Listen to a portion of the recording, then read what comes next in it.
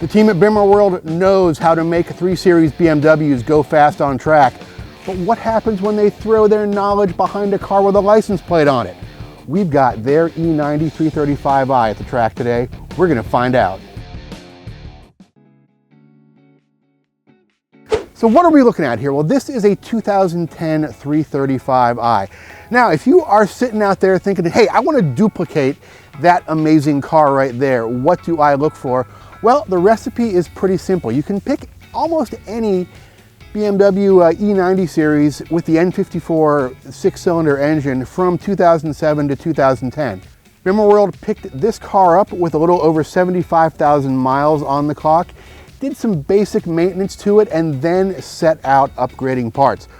One of the issues that a lot of folks have with these cars, and one of the issues that we had with our own project car a few years back, is limp mode. BMW has a fairly aggressive sort of preventative limp mode that this car will go into when it senses some certain conditions.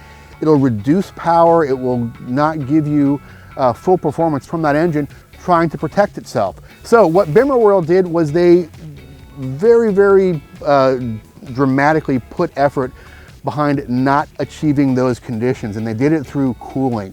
This car has an upgraded radiator, has an upgraded electric water pump, upgraded oil cooler, and a lower temperature thermostat, all to try and prevent that 245 degrees of water temp or that 304 degrees of oil temp from happening and the car going into limp mode. Now, they've reported in over half a dozen track days and thousands of street miles, they've never had an issue with any kind of cooling problems after those upgrades. Other issues you might find is carbon buildup in the intake system. Because this is a direct injection car, you can get a lot of carbon buildup in the intake manifolds themselves. Walnut blasting solves that. There's a few other tricks you can do. Some other issues you might find are transmission mounts. Those can get a little bit soft with use, and it will manifest itself in a lot of driveline movement, which can create sticky shifter, especially going between like 2 and 3 and 4 and 5, anywhere where you have to not only move the stick in one direction, but cross through gates. Suspension bushings can start to become an issue after a few miles as well. So Bimmer World upgraded the thrust arm bushings with their monoball bushings in the front, and also threw a set of M3 lower control arms on the car. Gives them a little more camber, a little more favorable bushing. In the rear though, they've not yet made any upgrades. The rear subframe bushings were in pretty good shape, so although these cars can have bushing issues, this car was not ready for a full set of bushings just yet. Now, the big scary issue with N54 engines is rod bearings, and this car did have an issue with the rod bearings. They pulled the bottom end apart at 84,000 miles and found 3 of the rod bearings absolutely ready to be repaired. The good news is that repair can be done with the engine in the car. And also, it's one of those repairs that once you do it, it is done. If you upgrade to the proper rod bearings, it's not something you should have to worry about. So we talked about some of the bushing upgrades and some of the control arm upgrades that Bimmer World threw at this car. Biggest upgrade under the car, though, is a set of MCS coilovers with Eibach springs on them. A set of Eibach sway bars also helps out with tuning on this car, and a set of 18 by 9.5-inch wheels wrapped with some very sticky Bridgestone Potenza RE71R tires is ultimately what interfaces that car with the road. Now, when you're talking about tire upgrades, probably one of the most impactful things on tire upgrades, aside from suspension upgrades, is going to be brake upgrades. So here we've got a very nice matched set of components with those Bridgestone RE71R tires and a huge set of 6-piston StopTech brakes. 355 millimeters, 6 pistons in the front, squeezing those huge discs, and absolutely puts those Bridgestones to the test, slowing this car down entering corners.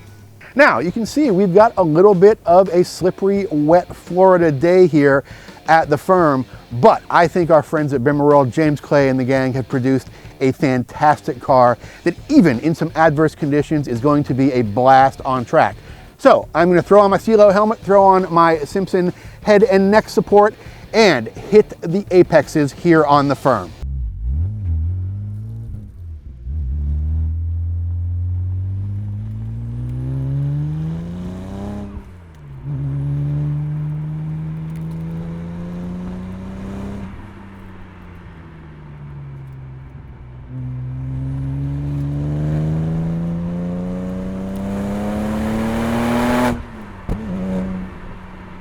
Yeah, what a fantastic companion on track. I would have to give high praise to the team at Bimmer World, and it's so impressive that this is essentially one of the fastest cars that we have tested here at the firm, our official test track in Keystone Heights, Florida, and it's 11 years old. We've had brand new Supras out here and Civic Type Rs and Hyundai Veloster Ns, and this has beaten them all.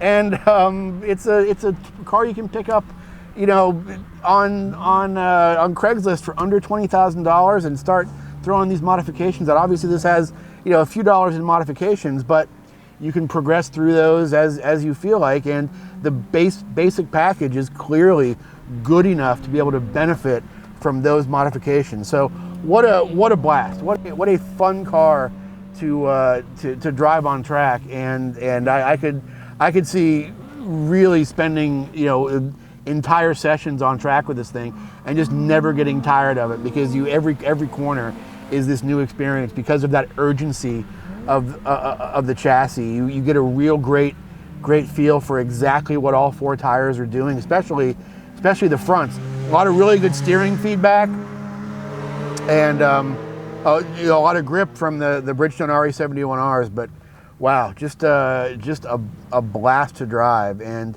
everything that's been done to this car just make it feel neat and tidy, and like you can place it wherever you want, and just sharp without being nervous, and urgent without being edgy. So yeah, bravo to the Bimmer World crew.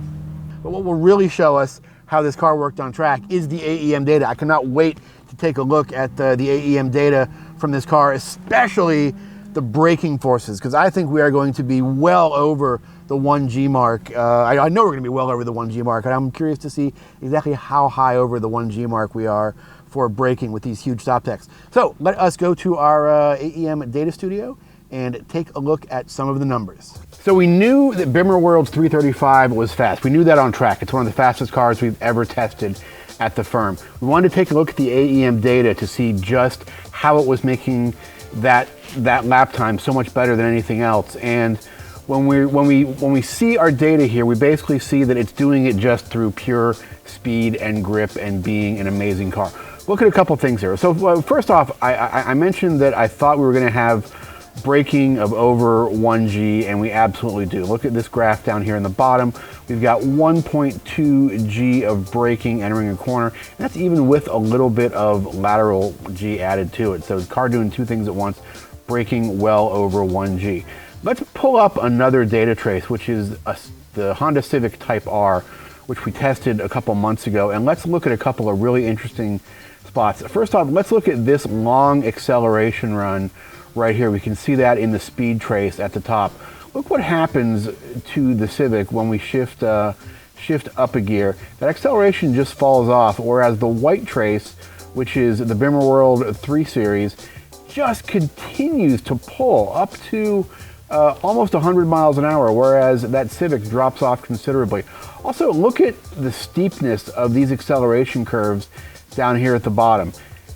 The Civic is shallower than the 335s is, showing that 335 not only out-accelerates the Civic, but accelerates harder than that Civic, which, given the amount of horsepower, isn't surprising, but it's really particularly impressive when you get up into this fourth gear area, where this 335, that does not shallow off much at all. You're pulling just as hard. So let's zoom in on this section right here, comparing the Civic in orange to the 335 in white. Now this is our speed trace here.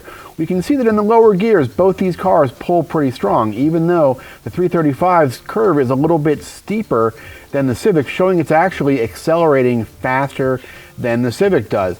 But once we get up here into fourth gear, this 3 Series just continues to pull, where the Civic Type R, even with 300 horsepower, is now flattened way off. Just a lot of horsepower coming out of this 3 Series.